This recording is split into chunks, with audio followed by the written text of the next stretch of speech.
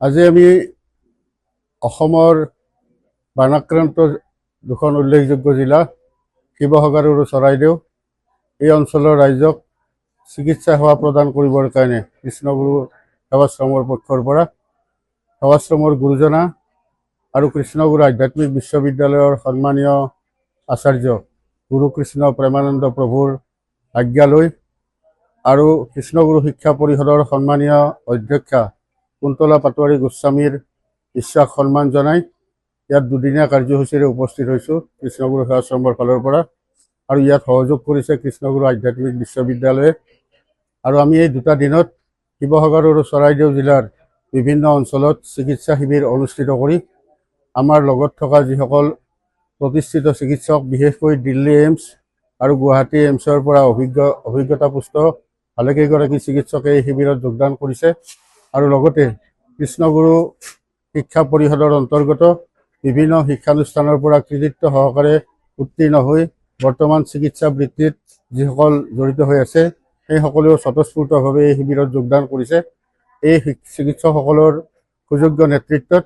আৰু আমাৰ সেৱাশ্ৰমৰ ভকতসকলৰ বিভিন্ন পৰ্যায়ৰ বিষয়ববীয়াসকলৰ সহযোগত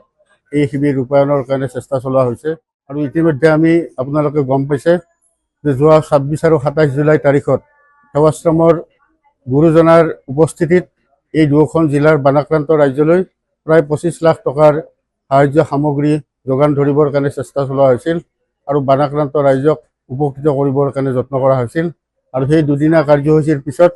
কৃষ্ণগুৰু সেৱাশ্ৰমৰ উদ্যোগত অসমৰ মাননীয় মুখ্যমন্ত্ৰী মহোদয়ৰ সাহায্য পুঁজি লৈ কৃষ্ণগুৰু শিক্ষা পৰিষদৰ অধ্যক্ষা কুন্তলা পাটোৱাৰী গোস্বামীৰ নেতৃত্বত কিছুসংখ্যক ভকত গৈ মুখ্যমন্ত্ৰীৰ হাতত এখন ৫,০০০,০০১ টকাৰ চেক প্ৰদান কৰিছে আৰু ইয়াৰ জৰিয়তেও অসমৰ বানাক্ৰান্ত ৰাইজে কিছু পৰিমাণে হ'লেও সকাহ পাব বুলি আমি বিশ্বাস কৰিছোঁ। আৰু ইতিমধ্যে আপোনালোকে জানি সুখী হ'ব যে এইবাৰ কৃষ্ণগুৰু সেৱাশ্ৰমৰ গুৰুজনাৰ ইচ্ছা অনুসৰি কৃষ্ণগুৰু আধ্যাত্মিক বিশ্ববিদ্যালয়ে প্ৰতি বছৰে যে জাকজমকীয়াভাৱে প্ৰতিষ্ঠা দিৱস পালন কৰে ৩ আগষ্টত, এই প্ৰতিষ্ঠা দিৱসৰ জাকজমকতা কাৰ্যসূচী সম্পূৰ্ণৰূপে পৰিহাৰ কৰা হৈছে আৰু তাৰ ৰাহি হোৱা ধন বানাক্ৰান্ত ৰাজ্যলৈ সাহায্য হিচাপে আগবঢ়োৱাৰ বাবে ইতিমধ্যে সিদ্ধান্ত গ্ৰহণ কৰি ইয়াক কাৰ্যকৰী কৰা হৈছে। আমি আশা কৰিছোঁ এই দুদিনীয়া কাৰ্যসূচীটো আমি যি